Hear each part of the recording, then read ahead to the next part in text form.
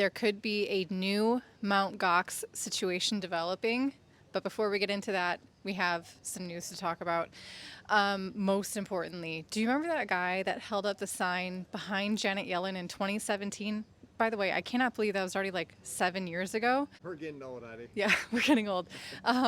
But that little pad of paper that said buy Bitcoin behind Janet Yellen during one of her meetings, that pad of paper sold for $1 million. But you know what's even better? And you know what?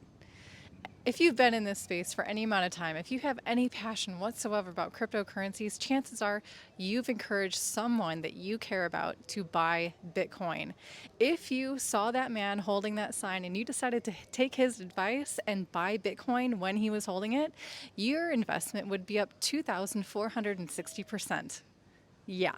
And that is the beauty of holding Bitcoin long term. That's the beauty of having a long term perspective on what this technology does. Welcome to Crypto Tips. If you're new, that's what we do here. But getting back to what I said in the intro to this video about the new Mt. Gox situation, I have two bits about this. One of them surprised me when I read it. Surprised Toby too. He couldn't even guess what fiat currency I was talking about. I wouldn't have guessed either. I already read the article, so I had a leg up on him. But do you know which fiat currency is now used most to trade cryptocurrencies? And no, it is not what you think. It is not the US dollar. It's not the euro. It's not the Chinese yuan. It's not the Japanese yen. Those are Toby's top guesses, by the way.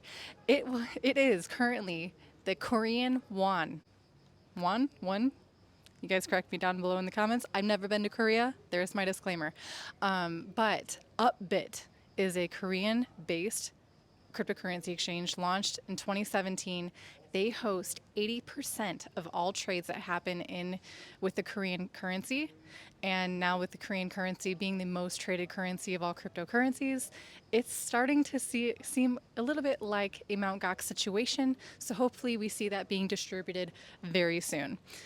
Talking about also cryptocurrency transactions, 68% of all Bitcoin transactions that have happened since the last halving event, not too long ago, is occurring because of runes, not because people are actually using Bitcoin. Turns out most people who are investing in Bitcoin are doing so through an ETF or just dollar cost averaging and holding for long term. Nothing wrong with that. But now it looks like most activity that's happening on Bitcoin is doing so to interact with and purchase and trade runes. So probably going to do a much more in-depth video in the near future about that and what that means for the Bitcoin network as a whole. But we have also much more important things to discuss with the new developments happening with Samurai Wallet and its founders, the implications of this. Now, this is not anything new. You guys remember when the developers of Tornado Cash were arrested, held without bond, could not contact their family because they wrote code that was free to use by anyone for any reason that they saw fit. Now it's happening with Samurai Wallet as well. The US government is claiming that the Samurai Wallet was used to facilitate illegal transactions amounting to about $2 billion worth. They're saying that the privacy capabilities that Samurai Wallet enables is threatening, is facilitating illegal transactions, is helping the bad guys do bad things. There's this whole argument about freedom of speech and how code plays into that also. If there's any lesson in here at all to be learned, is that we need privacy tools and we need them to be robust. That means those that are developing them need to be anonymous as Satoshi Nakamoto. We still don't know who he is, and that's the beauty of it. This is also all happening around the same time that the Section 702 of the Foreign Intelligence Surveillance Act was recently passed by quite a few U.S. senators, which dramatically increases the surveillance capabilities of the NSA for U.S. businesses, their communication channels, basically a huge invasion of privacy and what's happening with Tornado Cash, what's happening with Samurai Wallet. Toby said he told me earlier, I haven't looked into this myself, but possibly MetaMask as well could be targeted by the U.S. very soon, so look out for an update on that development. It's the war on crypto. It's a war on privacy. It's something that we've been talking about for several years on this channel. the rubber is about to meet the road, guys. We're going to see what actually can survive, what can be robust against governments around the world, the US certainly leading the way in that effort to snuff out any kind of privacy rights that should be a human right.